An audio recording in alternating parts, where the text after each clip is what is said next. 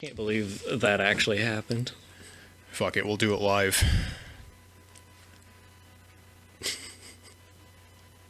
We're Throne of Iron. Welcome to the Steelcast. We're gonna see how fucking terrible this goes. Yeah, so we're starting now? Yeah. Okay, cool.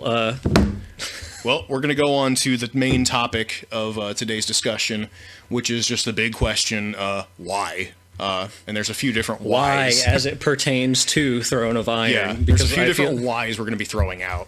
I feel like a lot of people have asked us some of these why questions. Yeah. Like, what's one of the biggest ones you hear? I feel like, why weightlifting in tandem with metal and D&D is something that I've heard a lot.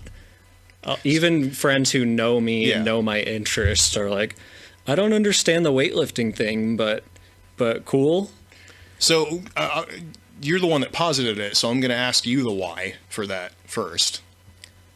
I think it's important to show people that you can be multifaceted. It's not mutually exclusive to be a physically active person and to care about strength training and getting strong and meathead stuff. You don't have to abandon being a nerd to do that, and you don't have to abandon that to be a nerd. Neither do you have to do either to be a cool person, of course, but I think it's very important to show people that it's okay to dabble across the board. It's okay to care about your health and your brain. Yeah, you can work out at the gym and the library. Yeah, strong mind, strong body. I'm gonna sneak dumbbells in the library. As someone who copes off and on with injury, I also want to stress it's not essential to do these things to be a well-rounded person, but you definitely shouldn't close yourself off. And I think something that's important to Tucker and I both is to make this stuff seem accessible. Right. Just like with Old School Essentials being an accessible system, I think it's important to make getting into weight training, getting into being in a band and recording your ideas, telling your stories accessible. Yeah. We just want to show people that you can do it. Yeah. And I think that's at the core, like, most of the things that I do creatively are around basically empowering other people. I just want other people to know that, you know, what we did, where I recorded a demo in my living room at my old house, and then we are where we are now. Like, we have a record deal. We were supposed to play in Europe this year. Of course, that didn't fucking happen. Rest in peace. You can do these things. You can get your music out to people. It's pretty. I don't want to say easy, but I mean, if you lay the groundwork, it kind of makes sense in retrospect how you can make these things happen. Yeah. You can get your music out to people. You can lose weight. You can get stronger. You can meet your goals. Yes. At the end of the day, it's all about meeting goals. It's all about. Yeah, and it's not prescriptive. It's not you should do these things, but you can. You can. I think it's also a reflection of just our interests. This band, we just want to have fun. Yeah. So the second the music stops being fun, I'm out. Yeah, ultimately what you see in this band, any of these facets of what we're pushing with D&D, general tabletop gaming, metal, home recording, weightlifting. Pro wrestling. It's just pro wrestling. Yeah, it's just stuff we're interested in. And ultimately, we're just here to have fun. Yeah. So, a big takeaway is whatever you see us doing is just what we have fun doing. And that's ultimately the goal. We're not here to be the most intelligent band around. We're not here to show that we have the best songwriting chops around. We're just here to have fun. We're not even trying to be life gurus or self-help coaches or anything, but if you want us to be, we can at least point you in the right direction, maybe. If you find that here, that's great. Yeah. At the end of the day, we are just having fun, though. What's another why? There have been so many why questions spouted at us. Like, why are we doing this? Why are we talking into a pair of microphones right now at people? Is another one. There's a lot of answers to that. I mean, a blunt one is that I moved back home. My job's going away, and we have time. We have time and want to expand our content in the face of that. And I thought I just thought that this would be kind of an interesting medium, because making videos is fucking hard. I don't do it nearly as often as I should for the band. And we probably will. We definitely especially will. now that I'm back. Yeah, we definitely will. But, you know, sometimes it's kind of a pain in the ass to watch a YouTube video while you're driving to work or something. And especially here in the States, some people got really fucking long commutes. I remember, like, in my commuter days, I would have a commute anywhere between 40 minutes to an hour and 15 minutes one way. Yeah, and when I was living up in Chicago, driving down here for shows all the time, like, people don't understand the commitment that came with that. Yeah. I would drive 500 miles round trip just to have a band practice because I was desperate to see my buddies and play guitar. And you were fucking committed to what we were doing. And podcasts kind of saved me on that. Yeah. I had a few go-tos and they really, really saved me. So yeah, I guess that also influenced it. Some of these things we realize as we're talking. Yep. Yeah, podcasts are kind of a big thing for me, just because, like, I drive a fair amount. You know, I used to drive up to Chicago for the same job. The pandemic kind of put an end to that. And on top of that, I drive multiple hour stints for recording jobs every now and then. So podcasts are kind of my go-to. I don't honestly listen to music a whole lot if I'm on a longer drive. If I get in a mood to hear something, obviously I will, but for the most part, like, I'll listen to fucking No Sleep, or I'll do another, like, I think I'm on my 10th listen through of the History of Rome podcast from Mike Duncan. It's just really good. He's so dry with his comedic delivery that it just kind of drives the whole thing home. It's so fucking good. I think when you're a driving band, which was what we are, and I don't mean driving music, we physically drive a lot and we're not afraid to do so. Podcasts seem like a perfect medium to jump into. When you're used to radio shows and hearing people talking, you kind of want to give back. You're kind of used to the format and want to maybe dabble in it. I think that's something both of us tend to do. If we're interested in something, we can't just be bystanders to it. No. You have to get involved. Yeah, you kind of always. I want to think it's the white guy curse that we just can't shut the fuck up about anything. That's probably we very have true. to throw in our 2 cents on fucking everything, for better or worse.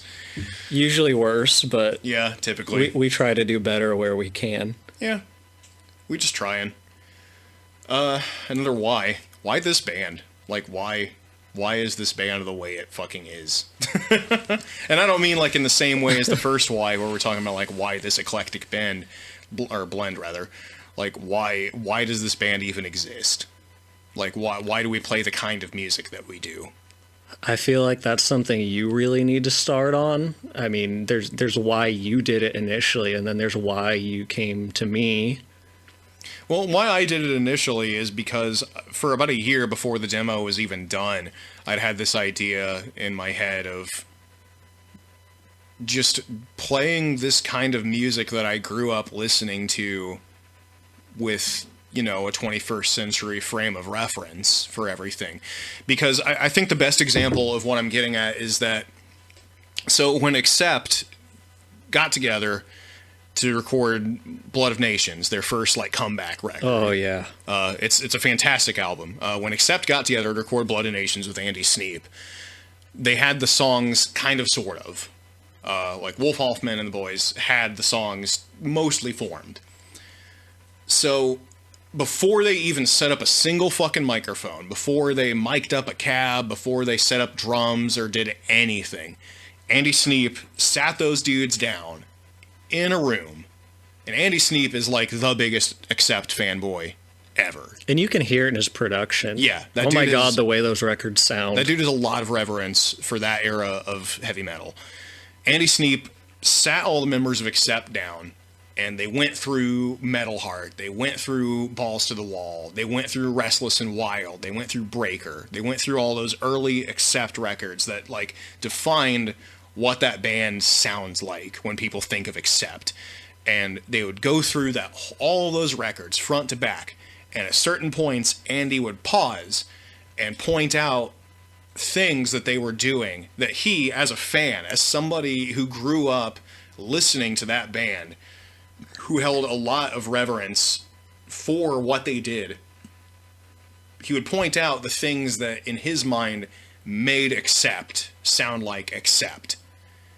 And he took on a producer. He wasn't just an engineer. He took on a producer role on Blood of Nations so he could kind of steer the ship and just give him little gentle nudges every now and then to be like, that's the hey, role of a good producer. Instead of doing like a power chord here, you could do like a fucking inversion there because that's a more accept thing to do. And he would put that bug in their ear. And to me, that's part of why Blood of Nations is such a fucking phenomenal record. To me, it's like the best of the 80s metal band comeback albums. It 100% is. Yes, it is. Absolutely. But that's part of why I wanted to do this kind of music. Like, obviously, like, Throne of Iron is very, like, 80s influenced music. But we're coming at it from that kind of perspective of... Because I grew up listening to fucking 80s metal. Like, my formative metal years weren't because of contemporary bands. It was because of bands from, at that time, 20 years earlier. Except Wasp and Iron Maiden. They were all on constant loops in my dad's truck. Yeah.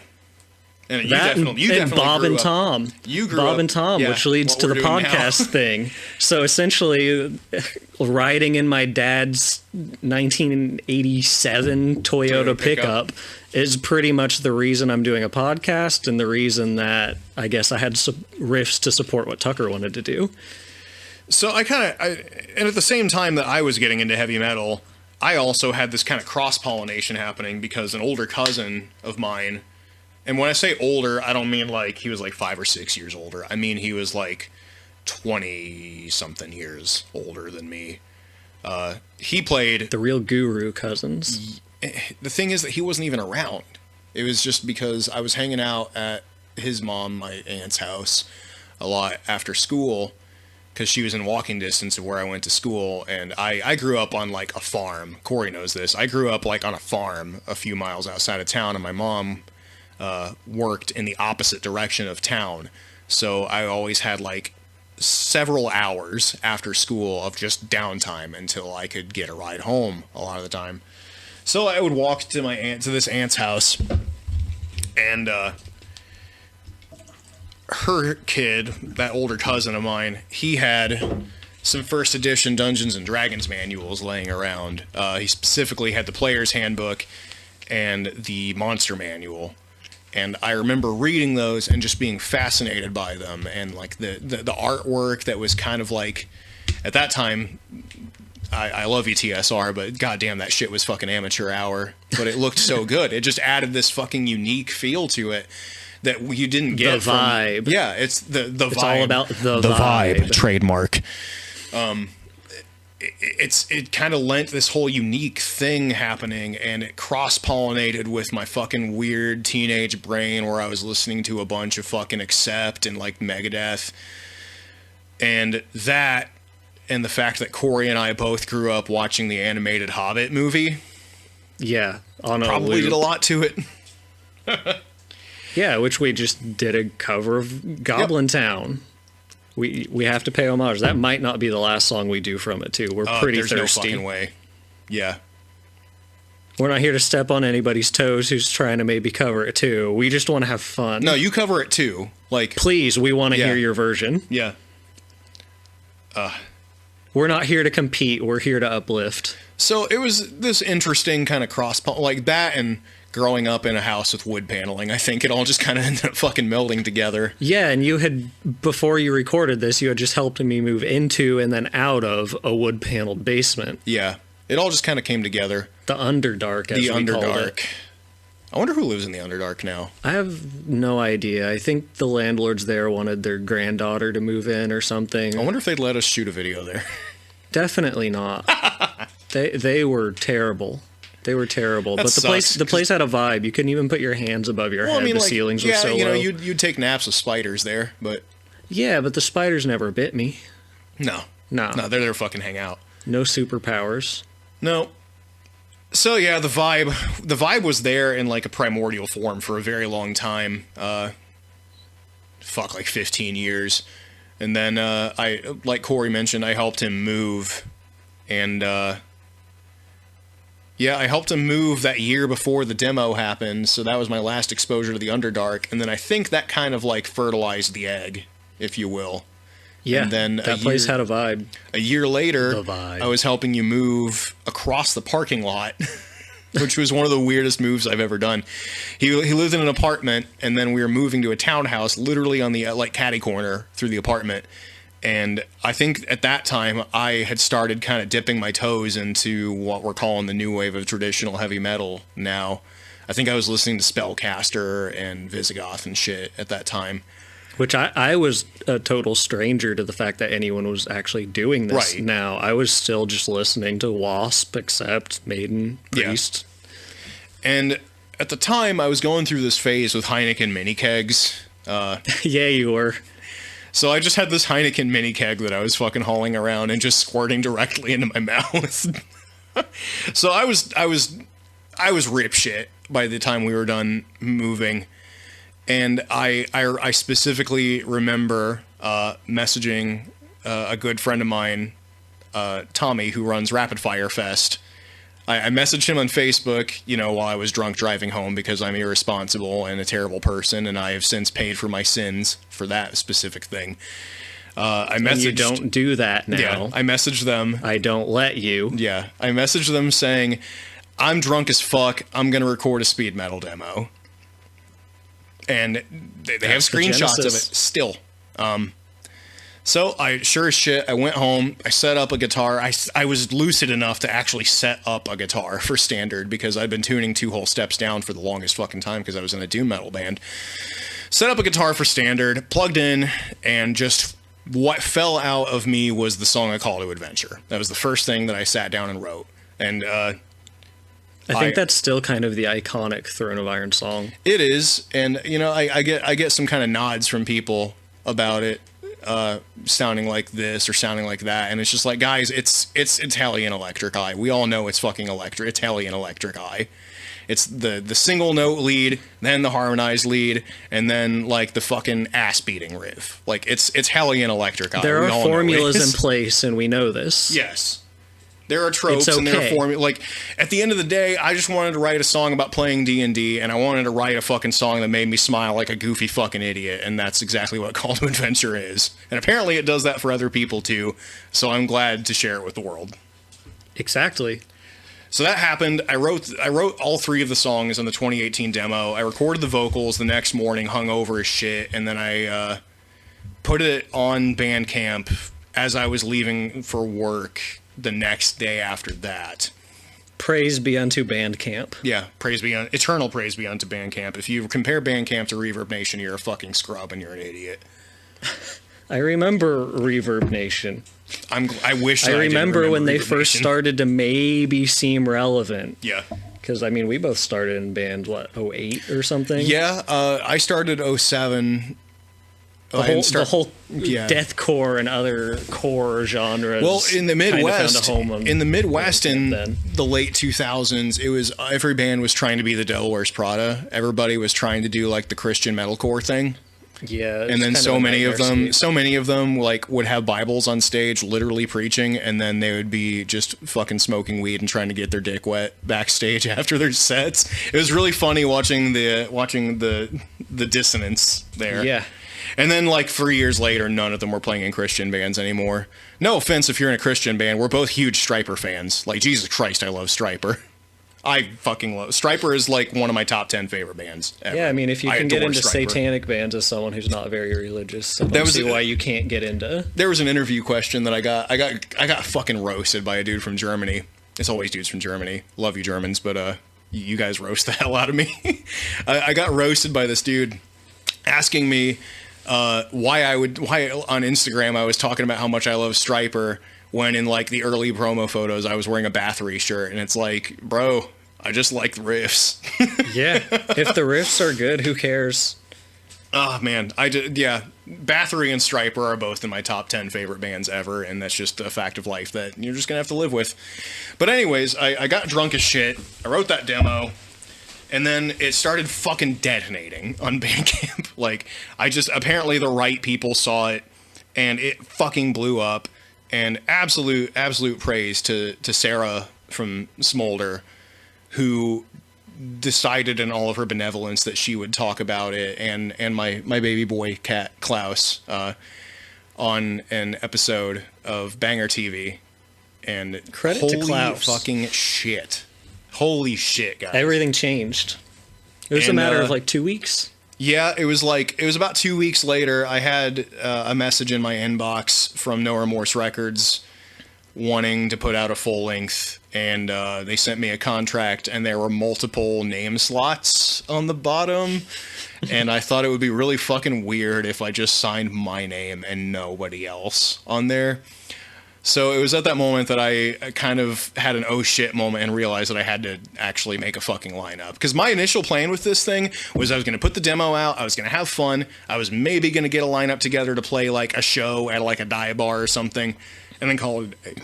Maybe put out some more tunes if I felt like it. I never planned for this band to turn into what it is. Full stop. Never in my fucking wildest dreams would I have thought that this thing would be my life now. Yeah. Ever. Never would have thought that. So there were multiple places to sign names on this fucking contract, and I realized I had to put a band together. The obvious choice was Corey, because I just helped him move, and I knew that he came from like a similar, for lack of a better terms, like a metal lineage. Yeah, I was honestly surprised that you came to me. Bullshit. I was. Regardless of the fact that I knew I was probably the best choice. I was genuinely surprised. I mean, I had just come off of probably 5 years of struggling to get any kind of music out because you and I were in bands that would play on bills together all the time. Yeah, and there was a while when I guess just everybody in the bands I had been working in drifted apart into other interests, and I really struggled to get anybody in the same room to get anything done. So I had kind of come to terms with the fact that, oh, maybe music's done for me, at least for now. So getting a message from you that's, hey, do you want to be a part of this? That was kind of wild, because I had not set myself up mentally to understand that, oh, music's a thing you can still do. So I had to come to terms with that. I had also listened to the demo, and straight up, I was listening to it in the car as I picked my girlfriend up from her museum job. And I remember turning to her and being like, this is the best thing Tucker's ever done, and I don't think he knows it. You never told me that. Yeah, I know I haven't, but that happened. Bailey can confirm it. I was just like, I don't think Tucker realizes this is the best thing he's ever done. There was just something about the way you distilled the vibe. The vibe. Trademark. And the fact that we're now quoting each other simultaneously kind of tells you why this dynamic worked, I think. We've been on a similar wavelength for years. We were on a similar fucking wavelength before we even knew each other. Yeah, we absolutely were. And I mean, I filled in bass in your band Thorax several times. Multiple times. And we would get drunk at your mom's house in Bloomfield. I think it was around then we knew we were on a similar wavelength. But for some reason, it took us like a decade of knowing each other to ever play music together. Well, I mean, you and I tried jamming together, and like, you know, as it tends to happen when you just have two guitar players jamming together. You just sit there and look at each other until it's time to start drinking and watch TV instead. It's like we kind of sat across the room from each other and just blasted riffs at each other until we were like, oh God, what was it? Do you want to watch fucking MXC or something? Right you are, Ken. Right you are, Ken. Yeah, but I think the reason it maybe didn't work at that time is we both, underneath it all, wanted to be doing this, but at that time didn't realize you still could. Yeah. So you were playing Doom. Yeah, I was playing like it was a weird, like, it was stoner sludge, but not like in the miserable. Lots of like, High on Fire. Yeah, but lyrically it was different. Lyrically it was fucking power metal. Yeah. Lyrically it was all like wizards and giants and shit, but musically it was stoner sludge. At least towards the beginning. Then it kind of started leaning into some weird post-black stuff. Yeah, and whatever my band was doing at the time. Melodic. So what I always described Corey's old band Thanosphere as was beer fueled space melodic death metal. It was kind of like accurate. It wasn't really like in the Gothenburg kind of vein. It was much more in like the Finnish melodic death metal vein. And I think Bodom had a lot to do with that for both of us. If it was like Bodom, Death Clock, and Lamb of God had a baby, that might have been what I was kind doing. of in the hemisphere. But we also, I mean, Death Clock, I guess, brings in a sense of humor. We had a little bit of that, too. You wrote, like, extremely interesting parts for that band. I'm easily bored. Like... Which is what it comes down to. I'm easily bored. So, the big one that stands out for me was, like, what if you could consider it a chorus riff in the song Alchemist Dream. Yeah. That was, to me, like, one of the most interesting riffs I'd ever heard at that point. There was a lot happening there. Here's some things I haven't heard now. Yeah. Really? We're going to have to record some Thanosphere stuff so that eventually people know what the fuck we're talking about right now. Again, Corey and I have known each other for like 10 years. Yeah. And it took us a long time to actually play music together. Well, it's funny. I think like the focal point of that is that neither of us realized that what we both wanted to be doing was this and that it could be done. But I thought what I wanted to do was doom metal because I was informed by what the Sword was doing. Well, I think the irony in it, too, is we were both still trying to do things that no one else was doing, and we had no business thinking, like, there was a market for it at the time. Because you were kind of doing the stoner doom thing in the Midwest at a time when not a lot of other people were doing it. And then 5 years later...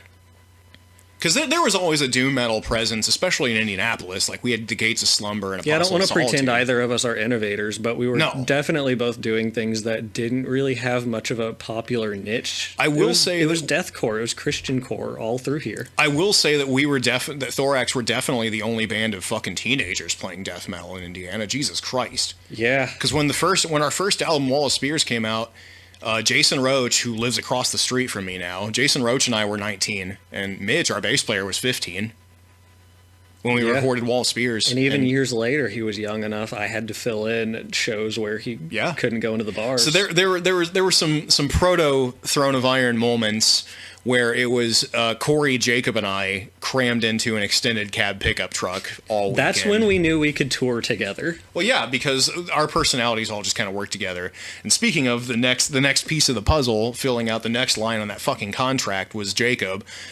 Jacob and I have been playing music together since 2012, I think.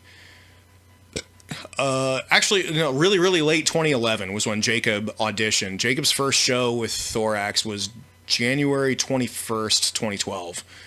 I love the drumming he brought to Thorax, too. That dude's a maniac. He plays like a caveman that went to community college, because that's what he is. That's pretty much the first thought I got when I saw him drumming for you guys for the first time, too. I'm like, they got a caveman on drums, and that's what they needed.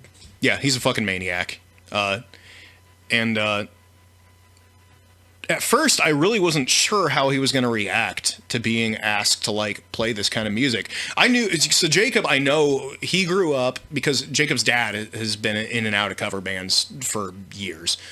And Jacob's dad, I know, kind of steadily weaned him on a diet of, like, 80s thrash. Jacob is, like, the only other dude I've met who's been, like, super into Testament.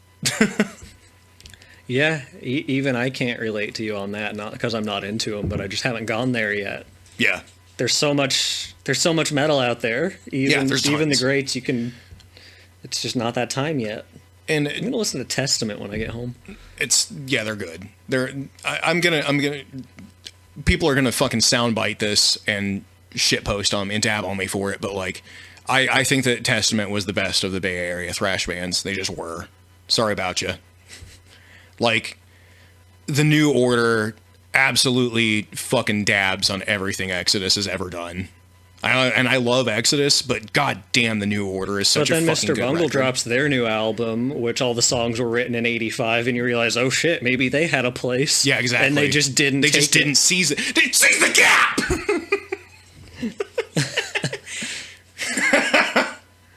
For those of you who don't know, I was in an Always Sunny themed grindcore band.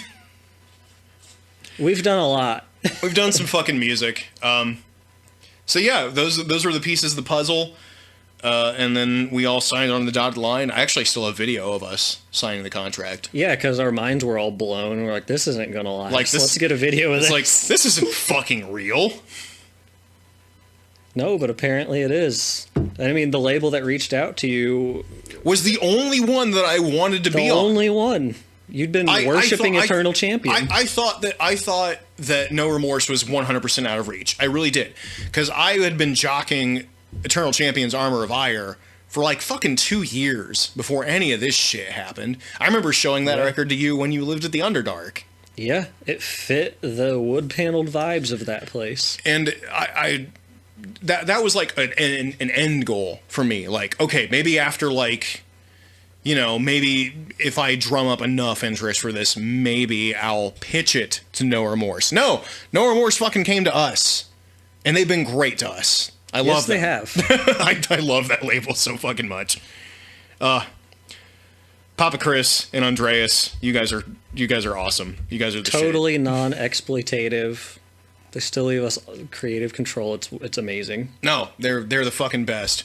And immediately, you know, when we got the talks on doing the record, you know, they asked us like, okay, well, we'll give you like a budget for doing the album cover. I immediately knew who the fuck I wanted to do the album cover. Yeah, and why him? So David Paul Seymour. I mean, it's obvious to Here's us, another why. but Here's another why? why. Yeah. So why David Paul Seymour for the album cover? David Paul Seymour did a shirt. And the thing is that he didn't even do the shirt design for Thorax.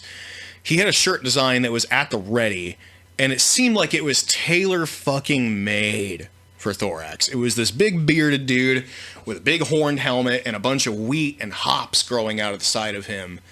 And he was holding a big mug of dark ass beer. I saw that design and I knew that I had to fucking have it.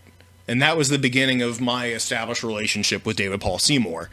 So when it came time to figure out the album cover for what would become Adventure 1, our debut full length on No Remorse, he was the only person that I think that I would have trusted with what we wanted to do. Because we didn't want to have like a painting or anything like super elaborate for it. I wanted to have something that looked like it came out of the fucking Monster Manual. Those formative things. The formative like D&D play handbooks. And I bounced a couple images off of him just so like he could have some context, and he did not disappoint. Like No. so the figures that are in the forefront. No, we didn't workshop this at all. Oh, he no. He just No, put it out and it's amazing. I gave him the idea of what I wanted for the cover, and he had essentially a finished cover like the next day.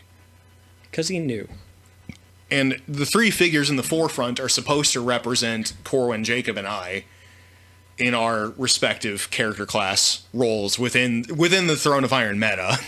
Because at that time we didn't have a bass player lined up, did we? Evan Nope. came in after that. Which works out great because Evan shows up in the music video for Lichspire to save the day as a new member of the party. Showing up late.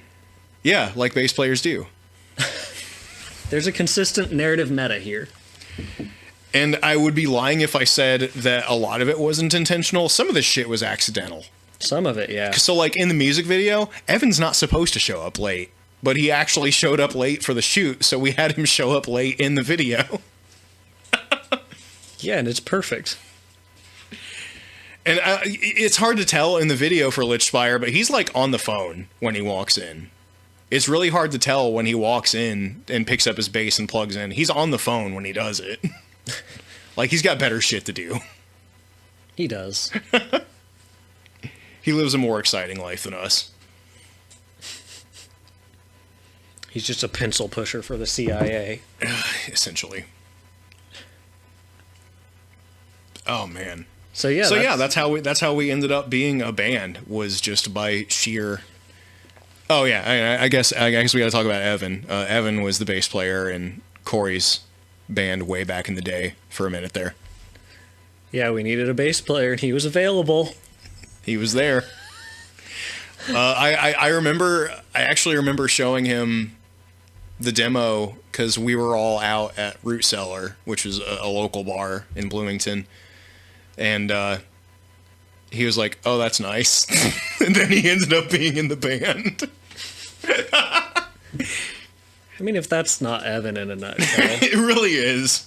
well, that's pretty cool. Oh, I'm here for If it. any of you listening have interacted with us in like an in-person setting, you've probably talked to Evan.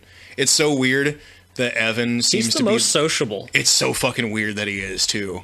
He is. He's good with people. He is. He's I way mean, better than if us. you want to talk to Tucker or I, like, if we're really drunk, you might get lucky and get a great conversation. Otherwise, we're gonna be nervous. I'm gonna look off and I'm gonna like avoid eye contact a bunch, and you're gonna, if you compliment us at all, like I'm gonna be like, shut down. Oh, I don't know, my vocals fucking sucked. I missed every note in the solo because I improvised them all during the recording of the album. Shit. Basically. Yeah. No, Evan is like the social butterfly, which is so funny because he's apparently more nervous than us, but I'm pressing X to doubt over here. Me as well. What's another why? Why, if you will. Why?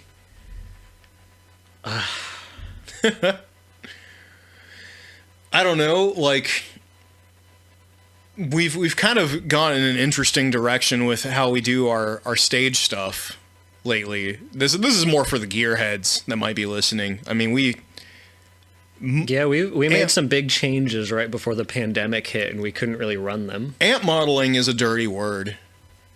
Still, especially if you're playing if you're playing what the kids are calling traditional heavy metal now.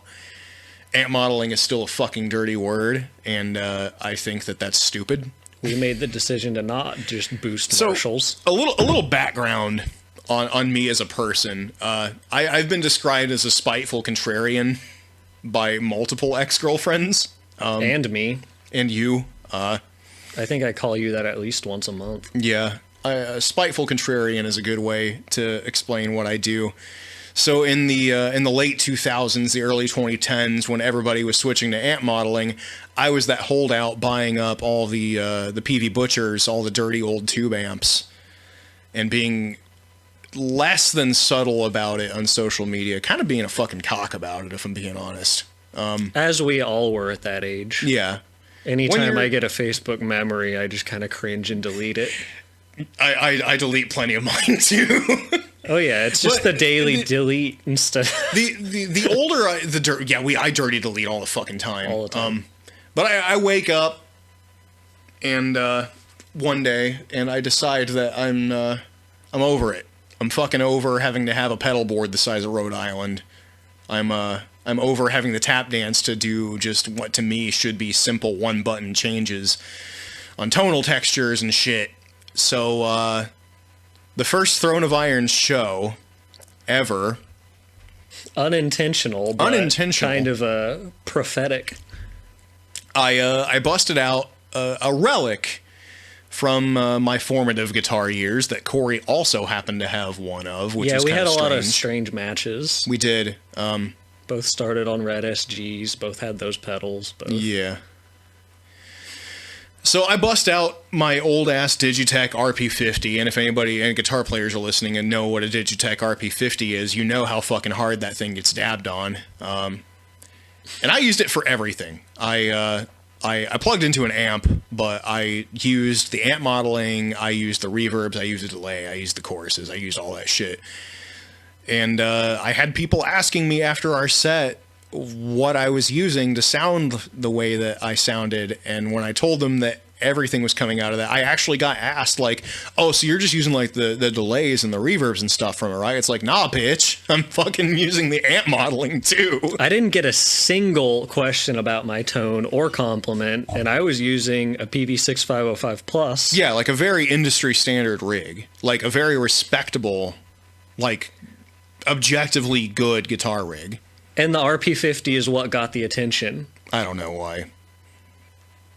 It's some meme shit. It really is. Nobody knew, so those were some objective ears noticing what they liked, and they liked the RP50 more. Also, here's something for bands listening. You should definitely have some fucking music out before you play your first gig, because there were people that knew every words of the 30 songs from the demo. They were singing along, and that blew my mind. That was one of the coolest shows I've ever played. I went from thinking music was done to playing that show, and just the Hi-Fi is such a good space. Yeah, if you're a band that has the chance to play at the Hi-Fi in Indianapolis, you should definitely do it. That was where our first show was. The stage mix was great, and that kind of makes all the difference in how you feel about how you played. Yeah. which is actually another reason why we started using modelers. You and I use this. Corey and I have the same fucking rig now. We actually bought matching rigs to use live right before the pandemic started. We have yet to test them. We have the means to DI into the PA now, which we still carry around cabs because I don't trust monitors, but having consistency in sound is a big deal for me. And we use 2x12 cabs now, whereas in my old band, I would often haul around a full stack. As much as we like lifting, that does get old. Yeah, I would rather save it for training, save it for actually proving strength, rather than having to just fucking haul around a big-ass hunk of wood and magnets all the time. And also, it saves room in the van for more merch, which we have a lot of. We have some cool shit. Yeah, why do we put so much into merch? Because it's fun. Oh, that's another why. Why do we put so many merch designs out? Because it's fucking fun. Yeah, it's because fun. Seeing Eric Bugenhagen hitting PRs wearing a pair of shorts with our fucking name on it is the greatest high I will ever have in my life. Absolutely. Eric is our king. 100%. I mean, I think some bands overlook how they could be doing their merch game too. The internet in a lot of ways is the new stage, and it's not just songs you put out that keep you relevant, especially keep now, people talking about it. It's good designs. It's anything people want to engage with. Something that underscores this band, something I actually picked up from Marisha Ray from the Critical Role crowd, is everything is content. She hammered that into my head, and I ran with it, and it's true. Everything is content. That's why we're doing a podcast. That's why we hit all the merch designs. That's why any bit of content you start to see from us exists. So thank you, Marisha Ray. Yeah, thanks, Marisha. Well, shit. Do we have any more whys? Oh, there's plenty of whys, but I didn't prep anymore. Yeah, we didn't prep for this. We just wanted this to be organic and kind of an intro to what we're going to be doing here in the future. We got some guests in mind for this. Yeah, eventually we'll probably do like story times. We'll want people to submit story times. You know what? I think that you and I might have some story times, actually. Could maybe try to pull some. I got a story. You are the storyteller. Let's see. So I think that it was the first run that you did filling in on bass with Thorax. We played at Black Sheep Lounge. Okay, I know in where this Springfield, is going. Illinois, with a band called Table Drama. Well, they weren't called Table Drama at the time. They were Scott Bakula at the time. Scott Blackula, rather. Yes. They were Scott Blackula at the time. They were a pro wrestling themed grind band who put on one of the best shows I think I've ever seen. They would have that amount of energy without cocaine. We don't know. Well, probably. We don't know that. We don't know that. But they would have on stage fucking fights with like specific audience members who were acting as the heel.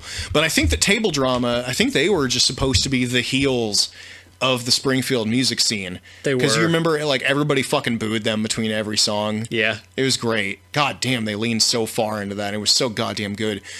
At one point, I think I was minding the merch table. I was hanging out there trying to sell shirts because, you know, if you're in a touring band, you're basically you're a shirt salesman with backing music at the end of the day. And I'm hanging out there, and the vocalist of Table Drama, he was known by the name The Pukester. I didn't know that. He runs out to the merch area, which is just kind of the front area of this DIY space, grabs a folding chair, folds it up, runs back in to the area where the band is playing, and just fucking rails this dude across the back of the head with the chair. It was fantastic. And the way that they advertised their next shows was, you know, framing it like, you know, another house show, like on the wrestling circuit. They would be like, you know, the pukester would get his fucking ass kicked by a dude in the audience who would then take the mic and be like, I'm fucking tired of these pricks just absolutely destroying the local scene. So I'm going to see them next weekend at such and so club for a fucking dog collar match. And if you're not there, you're a jabroni kind of shit. Perfect gimmick. Yeah, it was. Oh my god, it was fantastic. Love it. And it was also at that show that some really fucking drunk college kids came in and ripped the sink out of the wall. Our set ended early. Our set had to end early. Our thorax set had to end early because somebody ripped the sink out of the wall, and we had to help them shut their water off so the venue wouldn't flood. But then we had a spaghetti dinner, didn't we? We did have a spaghetti dinner. A spa day. Yeah, we had a spa day. Hell yeah.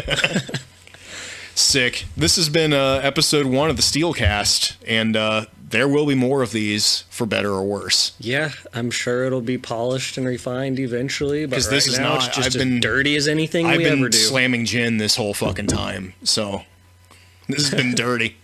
This has been the Steelcast. You've been listening to some shit. We'll have a sign-off eventually. We love you.